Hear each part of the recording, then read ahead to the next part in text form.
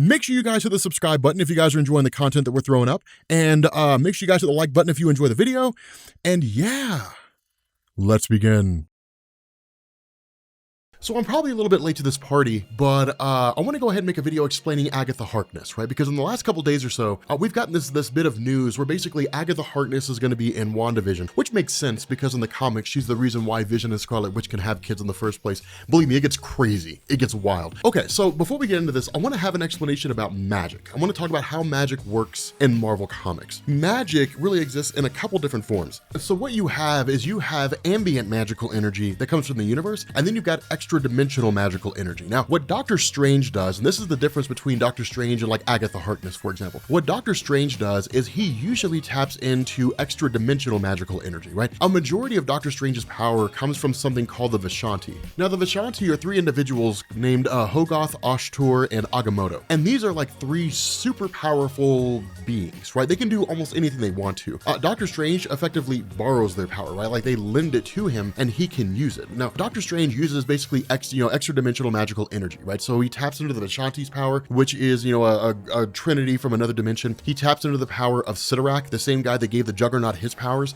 He uses the Crimson Bands of Sidorak, which you saw in Infinity War, when like he bound tried to bind Thanos and it didn't work. Agatha Harkness, more often than not, taps into ambient magical energy in the universe, meaning that Doctor Strange taps into all kinds of different forces. She's limited, not really limited, but I guess she kind of stays limited in what she does. Ambient magical energy is by definition energy that basically emanates from eternity, the cosmic entity, the being that basically represents the sum total of the universe itself. Ambient magical energy is, for all intents and purposes, the exact same thing as what Doctor Strange does. The difference is that it's on a less powerful scale, right? If there is such a thing. She's kind of limited in what her abilities are. At the end of the day, though, they can all pretty much do the same thing. And Agatha Harkness can do some pretty powerful things, right? She can stop time, she can teleport, she can do all kinds of crazy stuff. Now, when it comes to her character, she originally debuted back in Fantastic Four issue number 94, and it's kind of funny, right? Because when you go back and you read that story, she was introduced as the governess, basically the caretaker of Franklin Richards, the newborn son of Susan Storm and Reed Richards. Now, of course, this was back in the day before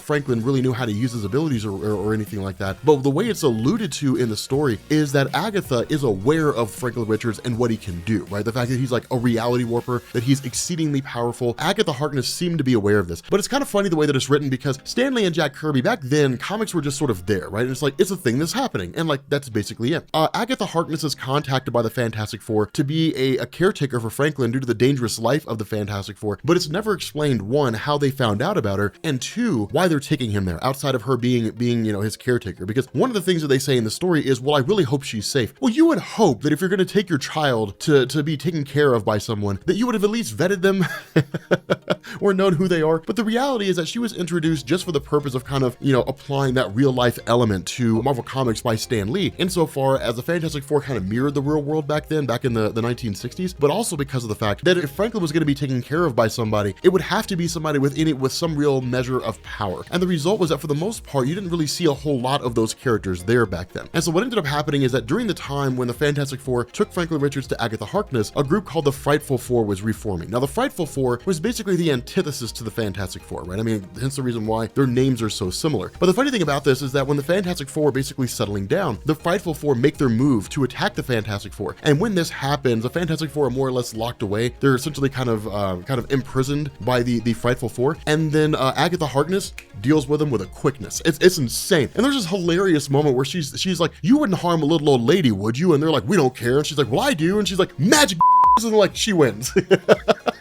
And that's basically it. Like, she just wins because of magic. The funny thing about this is that Agatha Harkness never really had a huge overarching hand in the Fantastic Four stories. Instead, she was more of a support character. Whenever the Fantastic Four went off on various adventures, she'd be the one taking care of Franklin. And that's the reason why you always kind of got these indications over the years in the time that Agatha Harkness took care of Franklin Richards that he was going to become somebody super powerful, because she always kind of had these indications that that was going to be the case. Now, it's not to say that Stan Lee and Jack Kirby and Marvel Marvel never tried to flesh her character out. And in fact, during Fantastic Four issue number 186, as well as Silver Surfer volume 1 issue 135, and the 2008 story Marvel Atlantis with issue number 1, I think it was, what you got was this kind of backstory of Agatha Harkness. And what we ended up finding out here is that Agatha Harkness is about 10,500 years old, right? She's exceedingly old. She's been around for a very, very long time, but we don't really know anything about her origin besides that. All we really know that came after that is sometime between the time that she was born and the fall of Atlantis, which happened about 500 years later, and then the 10,000 years following that, she ended up in a colony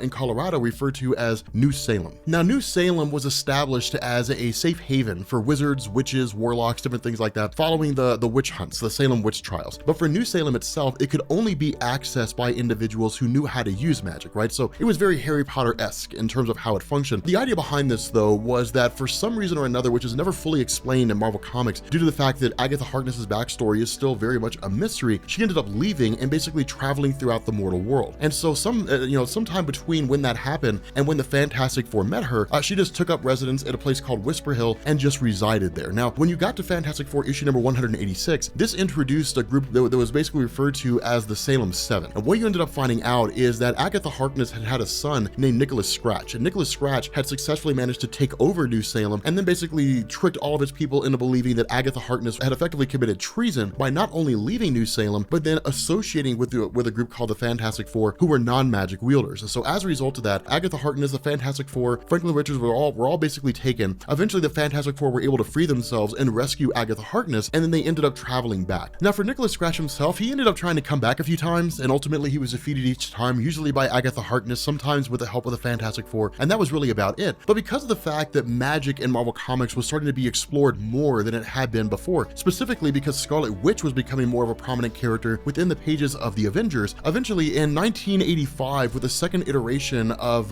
Vision and Scarlet Witch, you ended up getting Steve Englehart rolling the character over into that story. And the reason for that is because for Scarlet Witch, she was essentially being tutored by Agatha Harkness. But then the question began to arise, is it possible for Scarlet Witch and Vision to start having kids? And so in issue number 3, Agatha Harkness, as the mentor, the teacher of Scarlet Witch, was basically recaptured by the Salem 7 and then successfully burned at the stake. And so during that time period when she essentially died, her magical energy and her essence in some ways basically was gathered together by one of the members of the Salem 7 named Vertigo, who wasn't able to control it. And so with the Scarlet Witch essentially engaging the team in battle, Vertigo lost control of those magical energies, Scarlet Witch took some of them, and then was basically met with a kind of spiritual presence of Agatha Harkness, who guided Scarlet Witch through the process of impregnating herself using those magical energies and then ultimately having kids. Now, for Agatha, she stayed gone for a little bit of time here, but the reason why this matters is because during the time when Vision and Scarlet Witch was written by Steve Englehart, Jim Shooter was editor-in-chief. The Vision and Scarlet Witch story was essentially designed to be self-contained. It didn't really tie into anything. It was a story focusing explicitly on these two characters and essentially nothing else. And so in a lot of ways, for readers at the time, it felt like an isolated story that was removed from continuity. It didn't take place when everything else took place. The problem with this is that in 1989, by that point in time, Tom DeFalco had become editor-in-chief. And looking at Vision and Scarlet Witch and seeing the idea that Scarlet Witch had basically knocked herself up using magical energy that belonged to a witch who was essentially dead just seemed nonsensical. And so in West Coast Avengers 51 and 52 by John Byrne, Agatha Harkness had somehow managed to return, and then you ultimately ended up learning that the children that Scarlet Witch was walking around with were basically aspects of the demon Mephisto. And so Mephisto essentially absorbed those children back into himself, and due to the trauma and the heartbreak, Agatha Harkness had basically wiped the mind of the Scarlet Witch, so she didn't know that she had any kids at all. She never realized that they had existed in any form or fashion. And so following that, Agatha Harkness largely became a huge background character. You almost never saw her. The only time she'd ever really pop up, the only time you'd ever really see her is in stories like Avengers issue number 503, when she's basically helping Scarlet Witch control her chaos magic. Chaos magic is one of those debatable terms in Marvel Comics. Even within like the comic book itself, Doctor Strange kind of made the case that there is no such thing as chaos magic. The reality was that it seemed to have been proven true at the time that it was more or less accepted by Marvel, insofar that chaos magic was essentially Scarlet Witch channeling the power of Chthon, this insanely powerful demon entity that at one point managed to successfully dominate the world. But aside from those appearances here and there, you didn't really see a whole lot of Agatha Harkness. She was just sort of there and just kind of around. Really, her being involved in helping to quote unquote train Scarlet Witch in the use of her powers was really more designed for the purpose of beefing up the Scarlet Witch, right? Making her more interesting. But especially when it comes to Avengers issue number 503, was tying into Avengers Disassembled. And that basically went into the idea that somehow Scarlet Witch had basically relearned that she had children at one point, or believed she did, ended up tracking down Agatha Harkness due to the fact that Agatha had wiped her mind during West Coast Avengers 51 and 52, and then as a result ended up killing Agatha Harkness, and that's really the last time you see her. You don't really see her again until about 13 years later in Scarlet Witch by James Robinson, which came out in 2017.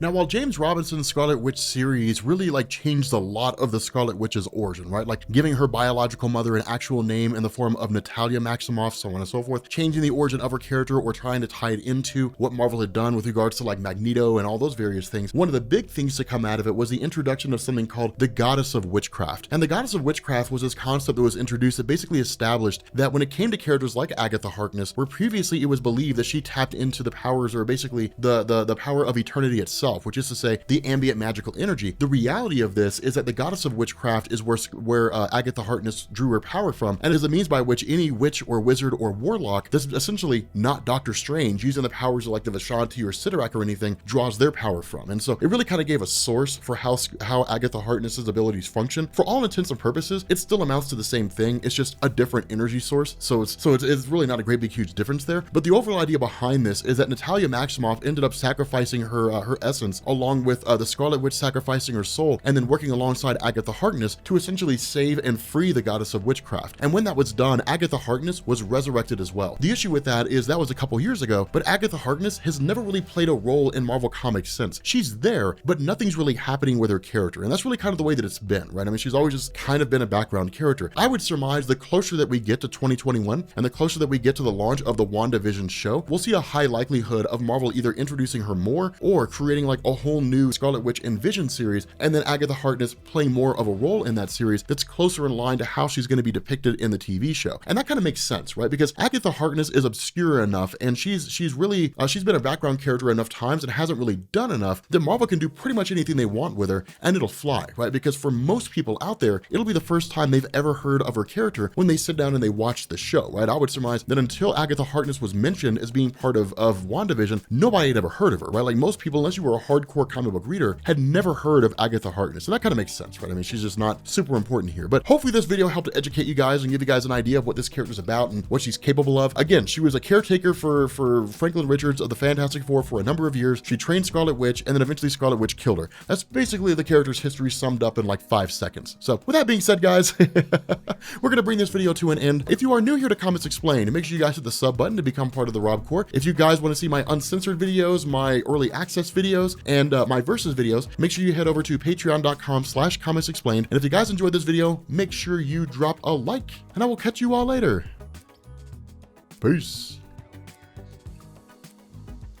We've got some new patrons in our top tiers over on patreon.com/Comics Explained. I want to give a shout out to Jason C, Austin S, Jason S, Austin H, Philip, and Austin B, as well as Steven Z, Eagle F, Joey M, and Jeff R, as well as Genosis 916. As always, we just usually keep the last name to an initial. It helps you guys to maintain your anonymity. Some of you guys have expressed concern about having like your first and last name thrown out there for the world to see.